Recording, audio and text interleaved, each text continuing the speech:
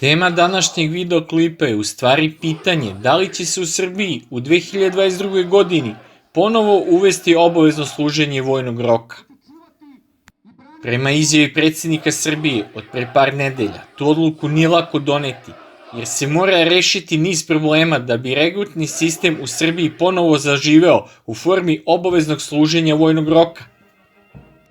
Kako ističe za ponovno uvođenje vojnog roka u Srbiji ne postoji odluka, jer ima više otvorenih pitanja, a to su: poznato je da bi za vojsku Srbije bilo spasonosno kada bi se ponovo uvela obaveza služenja vojnog roka, ali se postavlja pitanje od kojeg godišta, odnosno starosne dobi to važi da je to obaveza. Ako nadležni preseku i kažu da važi od 2004. ili 2005. godišta, to je negde između 35 i 38 hiljada regruta godišnje, a srpski regrutni sistem ne može da prihvati ni 30 ni 20 hiljada momaka godišnje. Drugo pitanje je koga ćete da oslobodite, a koga nećete od obaveze služenja vojnog roka. Treće pitanje je koliko će Srbija da plaća vojnike na odsluženju obaveznog vojnog roka, a novac po izjavi predsjednika Srbije je najmanji problem u ovom trenutku. Četvrto pitanje je da li komanda za obuku Vojske Srbije može da obuči toliki broj vojnika na odsluženju vojnog roka. Ova pitanja je predsjednik Srbije izneo u javnost kako bi ista mogla da razume sa koliko se problema suočava vojno-politički vrh države Srbije kod donošenja takve strateške odluke. Svi navedeni razlozi su ono zbog čega ova strateška odluka nije doneta do danas. Kako predsjednik Srbije navodi, znam da je većina stanovništva za tu odluku, ali milion tu problema ima o kojima razmišljamo, razgovaramo i gledamo kako da je prevaziđemo ili znatno povećamo plate za dobrovoljno služenje vojnog roka i da time dodatno privučemo dodatni 5000 vojnika godišnje, što bi nam bilo dovoljno i još vagamo između te dve odluke. U svakom slučaju, snažit ćemo našu armiju, jer naša armija mora da ima još 5000 vojnika da bi mogli da je popunimo.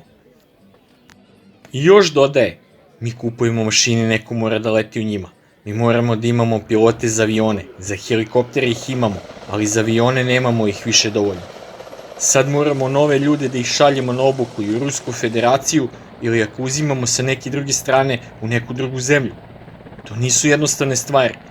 To su komplikovani sistemi. Vojska je komplikovani sistem i ne možemo u vojsku izgraditi za 1, 2 ili 3 godine. U sklopu namere nadležnih da se ponovo aktivira obavezno služenje vojnog roka u Srbiji, koje je suspendovano odlukom iz 2011. godine, ove godine je došlo do značajnog povećanja plata vojnicima na služenju dobrovoljnog roka u jedinicama Vojske Srbije. Ovi vojnici su u decembru 2021. godine primili novembarsku zaradu od 36.500 dinara, što je naspram par stotina dinara mesečno za kupovinu higijenskog materijala i pribora, kada sam ja služio obavezni vojni rok 2004. godine, izuzetno povećanje materijalnog statusa vojnika u Vojsci Srbije. Ovde treba napomenuti da vojnik sa činom razvodnika ima nešto više od 2000 dinara veću zaradu od vojnika, a vojnik sa činom desetara ima 4000 dinara veću platu od vojnika bez čina. Pošto su nadležni najavljivali kako će se konačna odluka o aktiviranju obaveze služenja vojnog roka, pre svega za mladiće, doneti u oktobru prošle godine, pa onda je ministar Stefanović izjavio da će ona pak biti doneta do kraja 2021. godine, ali se sve to nije obistinilo. Kako stvari stoje, a poznato i od ranije, veliko je pitanje da li je omladina koja bi bila obuhvaćena ovom obavezom zaista i zainteresovana da služi do 6 meseci vojni rok u jedinicama Vojske Srbije.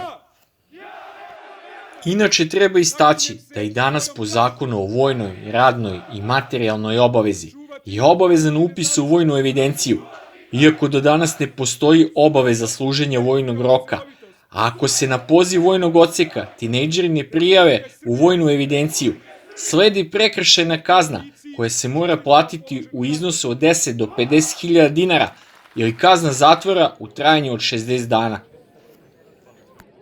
To što predsjednik Srbije najavljuje kako je većina stanovništva Srbije za tu odluku, to ne odražava stav i omladine, koji mogu da iznesem iz ličnog iskustva prema reakcijama na ovom kanalu posle mog motivacionog videoklipa Šilje u vojsci Srbije, otadžbina te zove. Kada je usledila salva zajedljivih i provokativnih komentara momaka koji prate Šilja Pluton kanal i koji su deklarativno za vojsku Srbije, njeno naružavanje i jačanje. Sve ovo govori u prilog tezi da se populacija pre svega mladih momaka od 17 do 30 godina mora dodatno motivisati u vidu služenja vojnog roka u učionicama za korišćenje digitalnih vojnih sredstava, a manje osnovne vojničke obuke u vidu puzanja po prašini ili blatu na poligonu sa pešadijskim preprekama ili obuci na terenu, kako bi ovi momci bili stvarno motivisani da odsluže dug države kao i milioni regruta pre njih.